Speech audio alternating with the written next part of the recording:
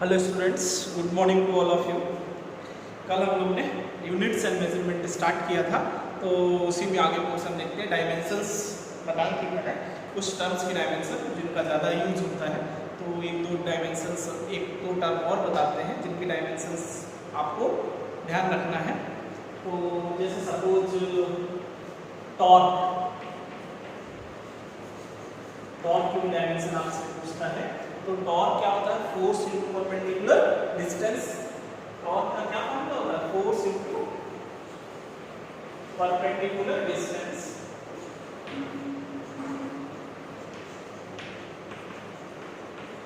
ठीक है, तो फोर्स की डायमेंशन क्या हो जाएगी? ml-2 और परपेंडिकुलर डिस्टेंस है ना। तो फाइनली आपके पास टॉर्क की जो डायमेंशन है वो कितना आ जाएगा? ml2t-2। ये डायमेंशनल फॉर्मूला ऑफ टॉर्क। ठीक है, टॉर्क ऐसी को हम लोग क्या बोलते हैं? Moment of force.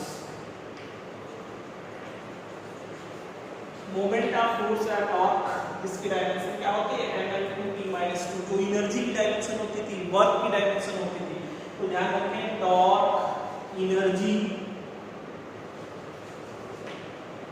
Work done, इन सब की डायमेंशन सेम होती है। कभी कभी पूछेगा right the name which have same dimension, तो क्या एनर्जी, टॉर्क, वर्क डन, इन सब की डायमेंशन क्या होती है? सेम। ठीक है, तो एक टॉर्क की डायमेंशन ध्यान रखो। वैसे ही आपसे पूछता है Planck constant, Planck's constant dimension. तो Planck constant equal to formula होता है h न्यू। न्यू क्या होता है? फ्रीक्वेंसी, और h है प्लैंक कांस्टेंट, एनर्जी, E है एनर्जी। तो इसी फॉर्मूले से अप्लाई कर फॉर्म कर लेंगे, तो h इक्वल टू क्या फॉर्मूला मिल जाएगा? E by nu. ठीक है, और एनर्जी डायमेंशन आपको पता है ml2t-2, नहीं देखा? और बाय फ्रीक्वेंसी डायमेंशन क्या होती है? t-1, क्योंकि टाइम पीरियड के रेसिप्रोकल को फ्रीक्वेंसी t-1, तो इसकी डायमेंशन h क्या आ जाएगी? Dimension formula ml2t-1, ml2t-1। Angular momentum की डायमेंशन है, जो आपसे पूछे angular momentum, angular momentum, momentum तो देखिए, तो एंगुलर मोमेंटम एल से रिप्रेजेंट क्या फॉर्मूला होता है? mvr। ठीक है, तो एंगुलर मोमेंटम का क्या हो जाएगा? m/t-1, और ये ऊपर मिला के ml2t-1। ध्यान रखेंगे एंगुलर मोमेंटम और प्लैंक कांस्टेंट दोनों की डायमेंशन सेम है। ठीक है, जैसे टॉर्क, एनर्जी, वर्क डन की डायमेंशन सेम होता है, सिमिलर प्लैंक कांस्टेंट और एंगुलर मोमेंटम की डायमेंशन सेम है। ठीक है, ध्यान रखेंगे प्लैंक कांस्टेंट और इसकी एंगुलर मोमेंटम की भी डायमेंशन सेम होती है।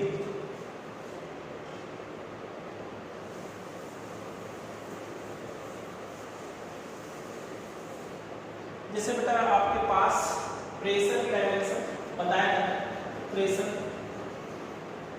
की डायमेंशन, प्रेशर का क्या फॉर्मूला होता था? Force by area. क्या होता था? ml-2 और एरिया L²। ए के कैंसिल कितना जाता था? ml-1t-2। प्रेशर में लेंथ की मास की डायमेंशन 1, टाइम लेंथ की डायमेंशन 1, टाइम के मास की डायमेंशन 1, लेंथ की डायमेंशन -1 और टाइम की डायमेंशन -2। ठीक है, प्रेशर स्ट्रेस कहा जाए, स्ट्रेस की डायमेंशन यही होगी ml-1t-2। ये कोएफिशिएंट ऑफ इलास्टिसिटी की डायमेंशन यही होगा, coefficient of elasticity. Coefficient of elasticity की डायमेंशन पूछा जाए, स्ट्रेस की डायमेंशन पूछा जाए, प्रेशर की डायमेंशन पूछा जाए, सेम है। एनर्जी डेंसिटी अगर जो है, एनर्जी डेंसिटी, ठीक है, एनर्जी डेंसिटी क्या होता है? एनर्जी डेंसिटी होता है एनर्जी पर यूनिट वॉल्यूम, ऐसा एनर्जी पर यूनिट वॉल्यूम। तो एनर्जी की क्या होगी? ml2t-2 और वॉल्यूम क्या होता है? L3। तो कैंसिल कितना आ गया? ml-1t-2, तो सेम है।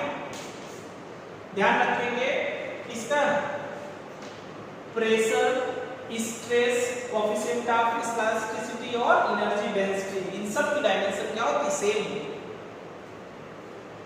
ठीक है, प्रेशर की जो डायमेंशन होगी, स्ट्रेस भी वही होता है, स्ट्रेस हम लोग क्या होता क्या है हम लोग पढ़ेंगे, किसमें है? स्ट्रेस से इलास्टिसिटी वाले चैप्टर में। लेकिन अभी आपको सिर्फ डायमेंशन ध्यान रखना है, जो प्रेशर की डायमेंशन वही स्ट्रेस की होगी, वही कोएफिशिएंट ऑफ इलास्टिसिटी की होगी और वही एनर्जी डेंसिटी।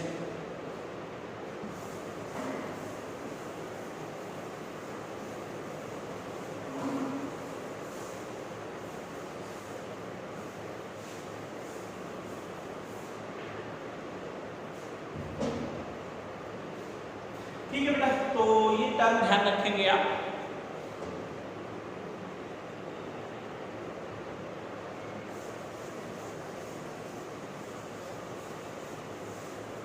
ये जो पॉइंट बताया इसमें क्वेश्चन कैसे आता है, जैसे चार ऑप्शंस होंगे, तो द क्वांटिटीज विच है सेम डायमेंशन, तो ध्यान रखना कि इनकी टर्म्स की सेम होती है। टॉर्क है ना, टॉर्क की थी वही, वर्क डन वही, एनर्जी सेम होता है सबकी, है ना, और प्लांक कांस्टेंट एंगुलर मोमेंटम की डायमेंशन सेम थी। वैसे इधर जो है आपके पास कितना होता है? Pressure, stress, coefficient of elasticity और एनर्जी डेंसिटी, सब की डायमेंशन सेम। ये जो तुम्हारे पास half epsilon naught E square है, ये क्या टर्म था? Energy density. इसको क्या कहते हैं? Electrical energy density, electrical energy density. और इसकी डायमेंशन वही थी एनर्जी डेंसिटी के ml - 1 magnetic energy density mu naught जो है बाय ऐसे होता है b²/2 म्यू नॉट, ये है magnetic energy density, magnetic energy density. तो ये magnetic energy density, electrical energy density, तो दोनों की डायमेंशन क्या होगी? ml - 2 L/R। ये टर्म L क्या है? इंडक्टेंस, और R क्या है? रेजिस्टेंस। ये होता है इंडक्टेंस और ये रेजिस्टेंस। वैसे C × R, C क्या है? कैपेसिटेंस, और R है रेजिस्टेंस। इन दोनों टर्म को हम लोग कहते हैं टाइम कांस्टेंट। ये दोनों किसके इक्वल होते हैं? Time constant. दोनों की डायमेंशन, किसी की भी डायमेंशन पूछा जाए, किसी की डायमेंशन क्या होगी? t होगी, और इसकी भी डायमेंशन t होगी। किसी की डायमेंशन पूछा जाए, L/R की डायमेंशन t, C/R की डायमेंशन t, यूनिट पूछा जाए तो सेकंड। ठीक है, तो इंडक्टेंस बाय रेजिस्टेंस या फिर कैपेसिटेंस इनटू रेजिस्टेंस, ये दोनों टर्म क्या कहलाते हैं? टाइम कांस्टेंट है, और इनकी डायमेंशन क्या होती है? t। ये भी ध्यान। हालांकि टाइम कांस्टेंट हम लोग 12th में पढ़ेंगे, प्रूफ भी करेंगे, इसकी डायमेंशन t के बराबर आएगी। अभी आप डायरेक्टली याद, ठीक है, तो टाइम इनकी आपस में डायमेंशन सेम होगी। ठीक है,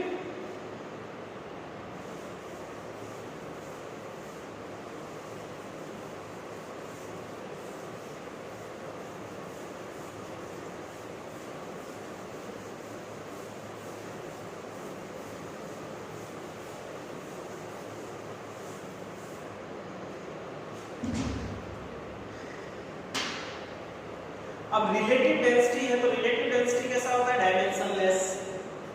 ठीक है, रिलेटिव डायमेंशन की कोई डायमेंशन नहीं होगी।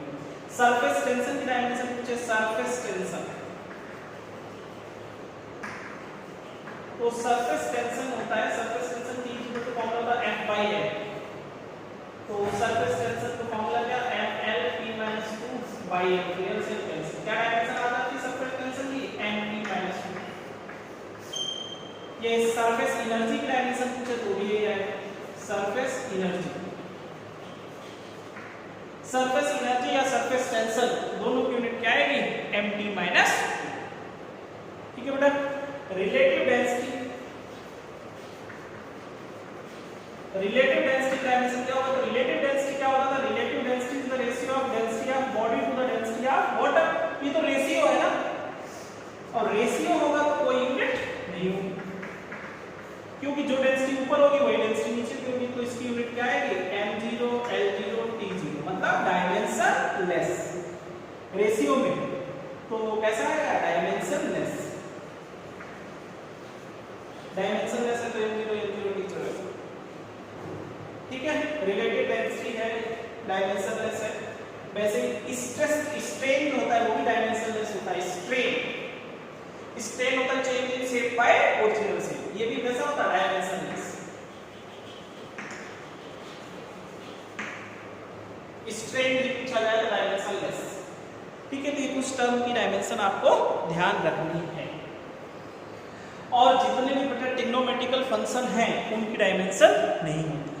एंगल हमने आपको बताया था सप्लीमेंट्री क्वांटिटी था, तो एंगल कैसा था डायमेंशन, ये पॉइंट ध्यान रखना। सबसे पहले बेटा थीटा, थीटा कैसा होता है डायमेंशन लेस।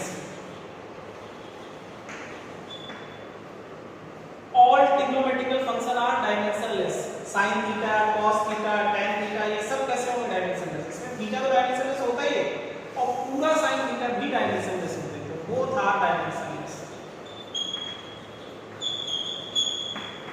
ये ध्यान रखिए, ठीक है। एंगल सिंगल है वो भी डायमेंशन लेस, और sin थीटा है तो उसमें थीटा भी डायमेंशन लेस, और पूरा भी कैसा है डायमेंशन लेस। अब जैसे आपके पास e की पावर में कोई लिखा हुआ एक्सपोनेंशियल e की पावर है, तो जो पावर में लिखा होगा वो डायमेंशन लेस होगा, और पूरा भी ये क्या होता है डायमेंशन लेस। ध्यान रखिए इंपॉर्टेंट पॉइंट्स हैं 1 2 3।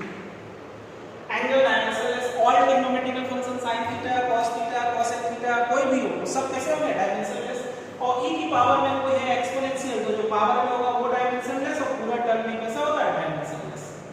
वैसे लॉगरिथमिक कोई टर्म लॉग में तो जो टर्म है वो और पूरा दोनों कैसे होता है डायमेंशन लेस, ठीक है।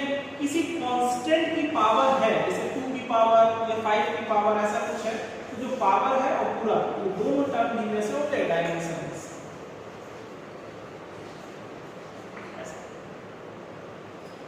इन पे बेसिक क्वेश्चंस करते हैं।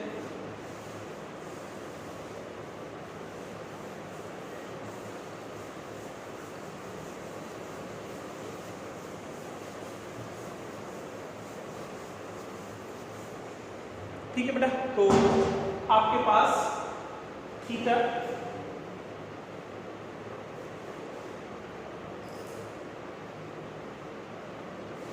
सिंगल थीटा है तो डायमेंशन लेस होगा, sin theta, cos theta, tan theta trigonometrical function है तो कैसा होगा डायमेंशन लेस, e की पावर में है तो डायमेंशन लेस, log में है तो डायमेंशन लेस, और किसी कांस्टेंट की पावर है तो भी कैसा होगा डायमेंशन लेस। इसका यूज करके कैसे न्यूमेरिकल आते हैं, जैसे मान लो सपोज आपको दे दिया है f = अल्फा बाय बीटा और e की पावर माइनस बीटा x ऐसा दिया गया। x क्या है डिस्टेंस है, f फोर्स है, find the dimension of alpha and beta, find the dimension of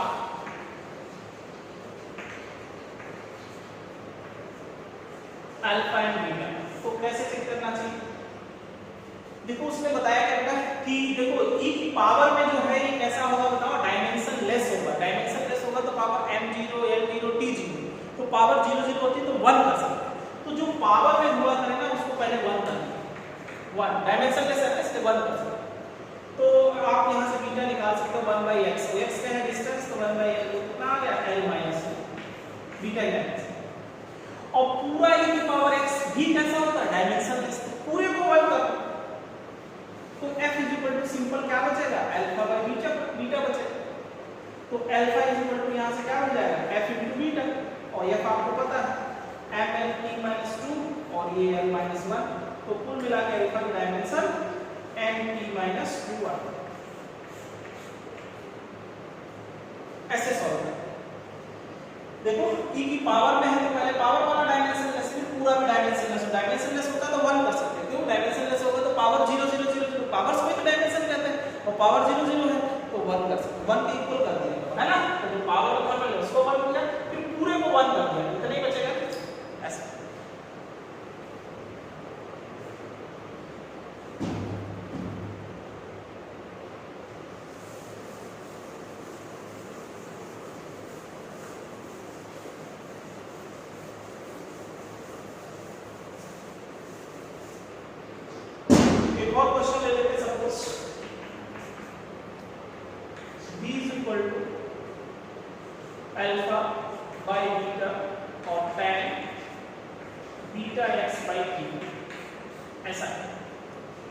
time है,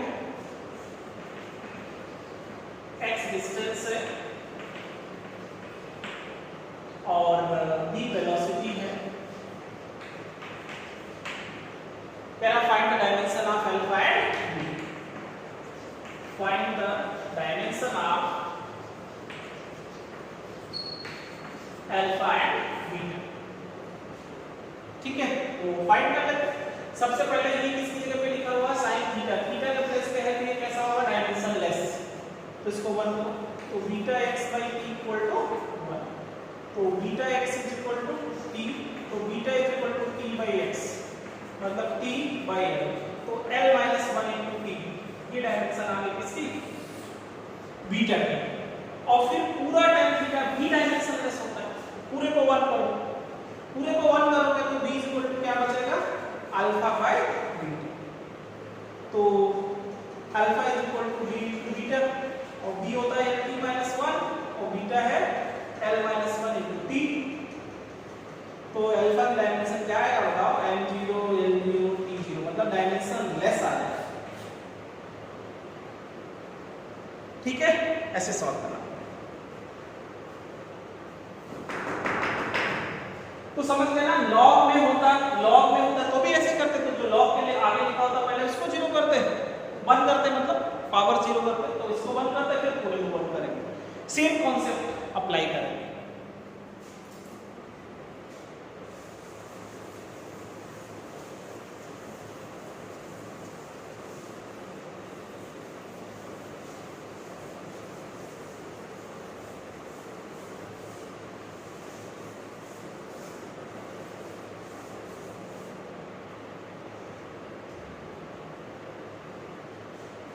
बस कुछ बेटा एक और ले लेते हैं, सपोज है ना, pressure of a gas, pressure है, pressure is equal to alpha by beta e की power minus beta x,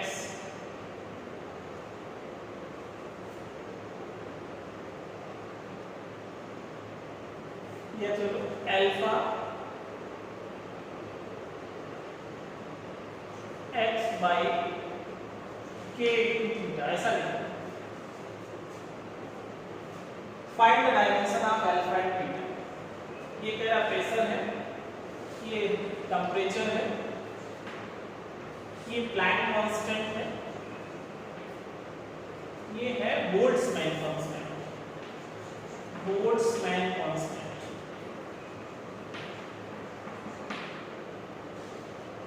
alpha का कांस्टेंट है ये, x डिस्टेंस है।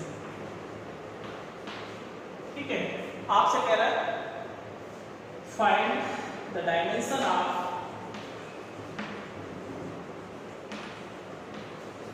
Alpha and beta. देखो बेटा बोल्ट्जमैन कांस्टेंट की बात करते हैं पहले, kinetic energy of gas molecule, kinetic energy of gas molecule, kinetic energy of gas molecule होता था 3/2 kT, T टेम्परेचर है और एनर्जी काइनेटिक एनर्जी है तो, और ये K है बोल्ट्जमैन कांस्टेंट।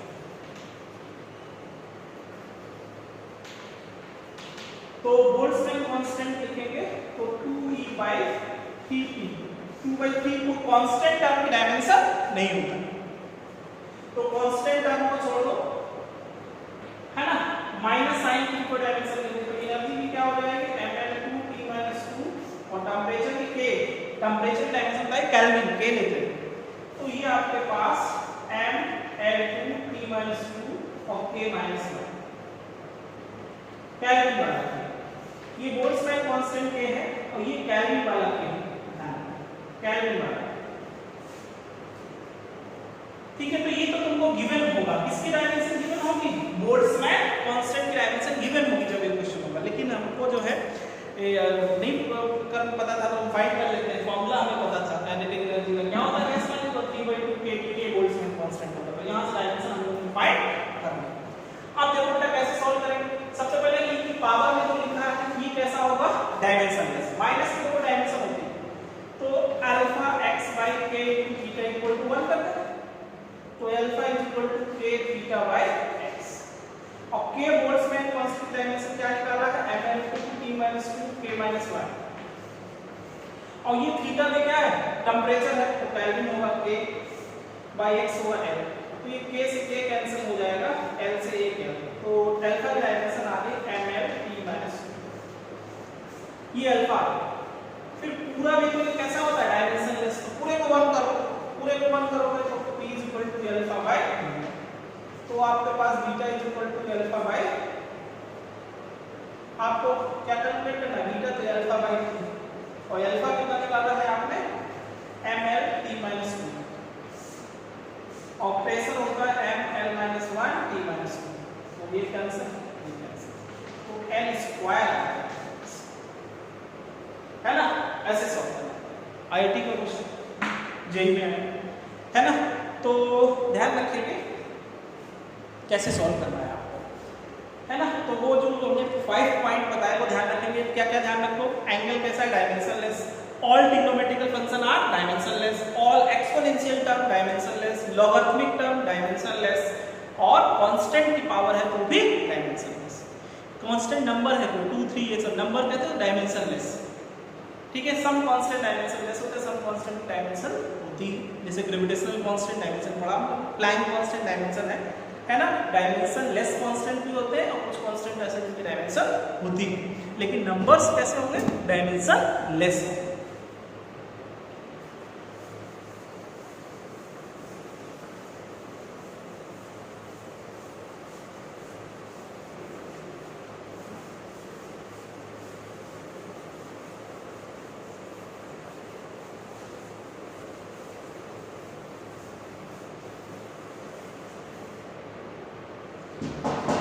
ठीक है बेटा, तो एंगुलर डिस्प्लेसमेंट की डायमेंशन पूछा जाए, एंगुलर डिस्प्लेसमेंट तो थीटा होता है, तो थीटा कैसा होगा, डायमेंशनलेस। डायमेंशन पूछा जाए तो m0 l0 t0। Angular velocity की डायमेंशन पूछा जाए, एंगुलर वेलोसिटी का ओमेगा होता है। एंगुलर वेलोसिटी का होता है angular displacement by time, unit होता है रेडियन पर सेकंड, रेडियन पर सेकंड। तो रेडियन तो डायमेंशन लेस है, लेकिन सेकंड तो है, तो कुल मिलाकर डायमेंशन इसकी t - 1। एंगुलर वेलोसिटी डायमेंशन क्या है, t - 1, t - 1।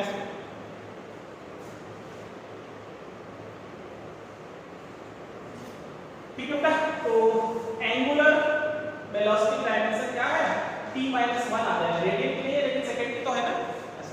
एंगुलर एक्सीलरेशन क्या आता है, एंगुलर एक्सीलरेशन है ना, एंगुलर एक्सीलरेशन की यूनिट होता है रेडियन पर सेकंड स्क्वायर। तो रेडियन की तो डायमेंशन नहीं होगा, तो इसकी डायमेंशन आ जाती है t - 2। ठीक है, ध्यान रखेंगे, angular displacement dimensionless, angular velocity t - 1 और angular acceleration t - 2।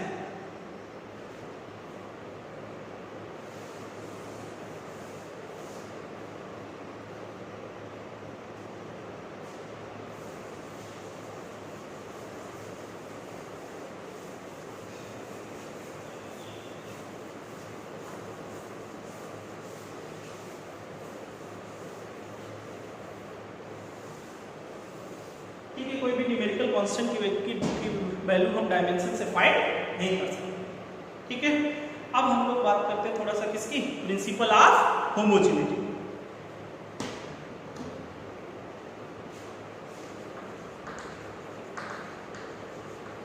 Principal of homogeneity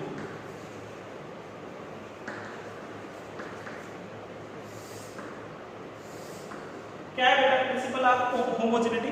principle of homogeneity बताता है कि only similar quantities can be added और subtracted. Only similar quantities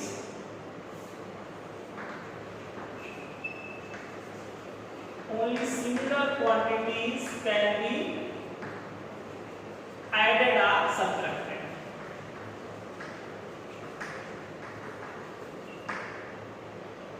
These similar quantities can be multiplied or divided.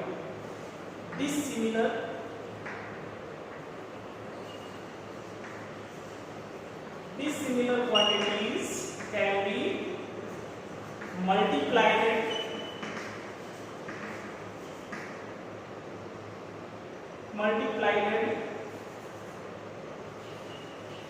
or divided।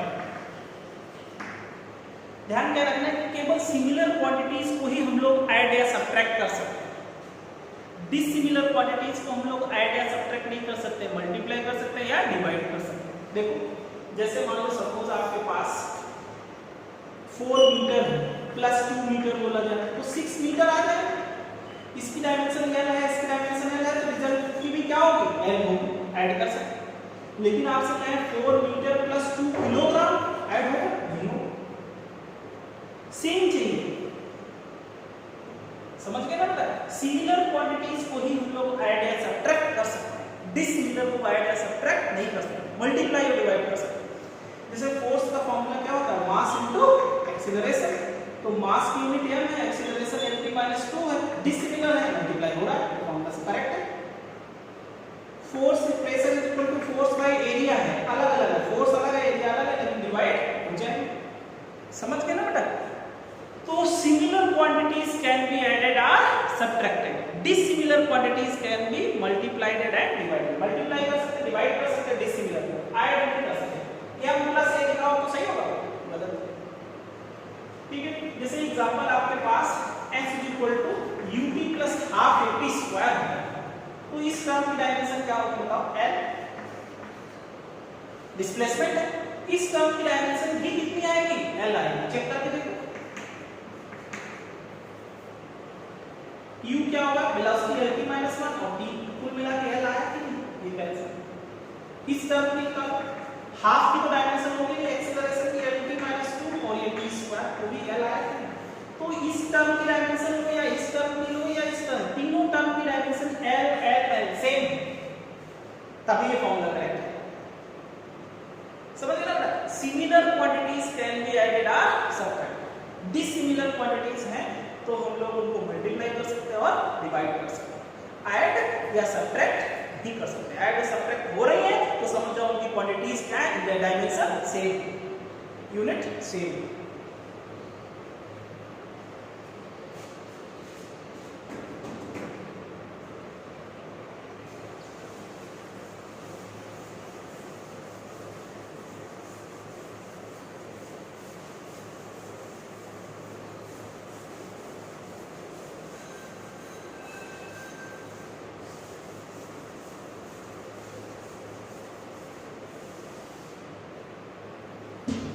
ठीक है बेटा, तो जैसे सबसे पॉपुलर क्वेश्चन इसमें पूछता है p + a/b² और b - b = RT, ऐसा। p प्रेशर है तो b वॉल्यूम है, r गैस कांस्टेंट है और t टेम्परेचर, ऐसा। Find the dimension of small a and small b. Find the dimension of small a and small b. ठीक है, तो देखो जब p is added with this term and b is subtracted with this term, और addition कब possible है, जब same unit same dimension, subtraction भी कब पॉसिबल है, जब सेम डायमेंशन। तो p को डायमेंशनली हम लोग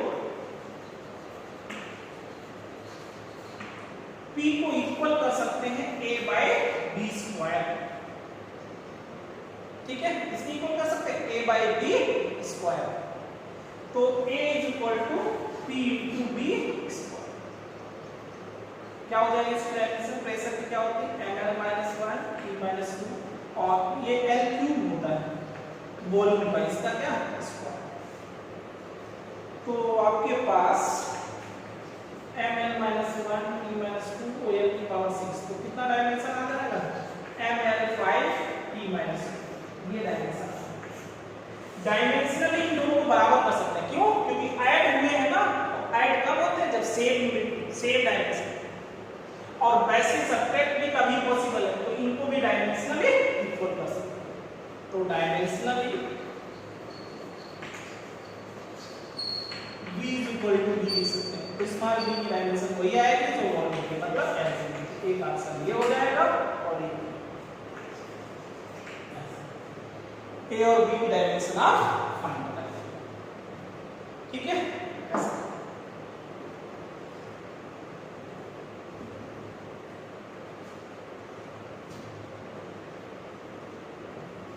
डालिए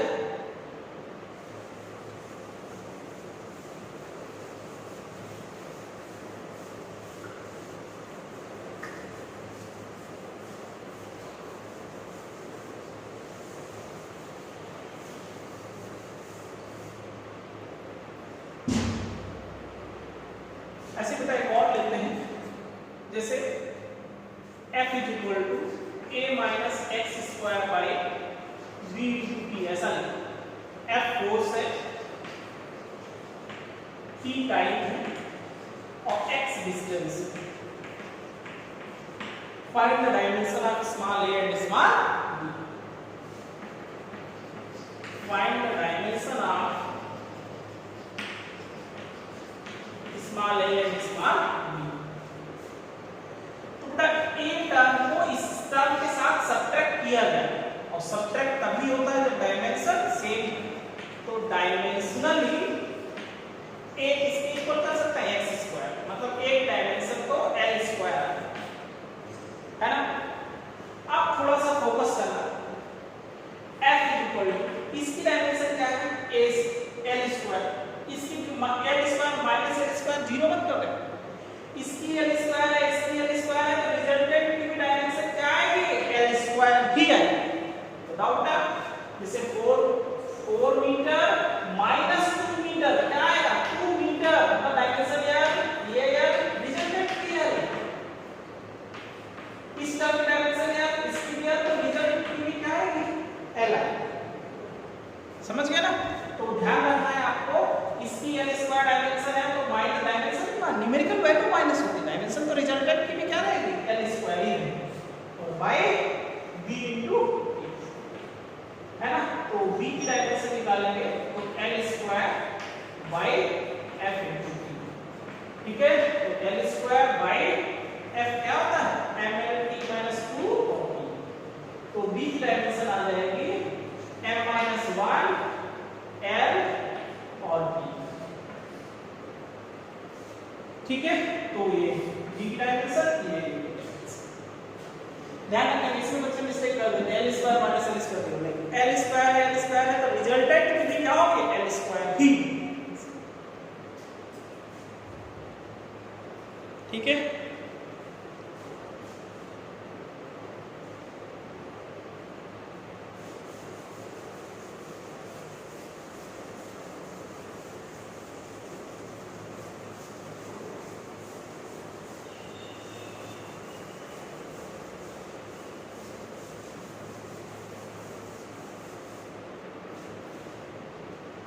ठीक है बेटा। वैसे ये कौन ले लेते हैं, मान लो suppose b is equal to a plus bt plus c by d plus t, ऐसा b वेलोसिटी है और t time. Find the dimension of abc।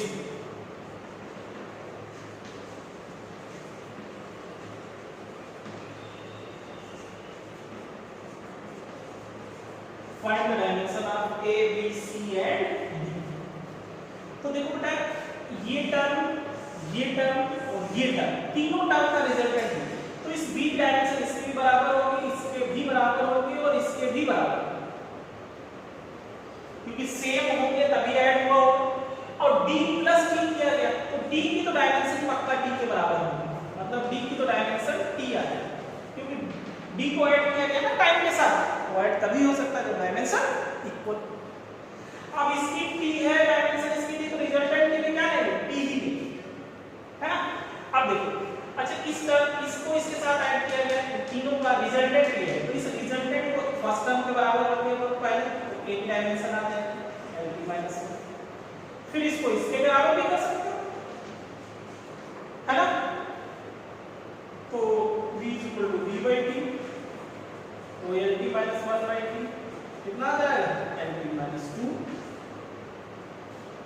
Similar आप b को इक्वल कर सकते हो c upon d plus t, तो c क्या आ जाएगा b into d minus t।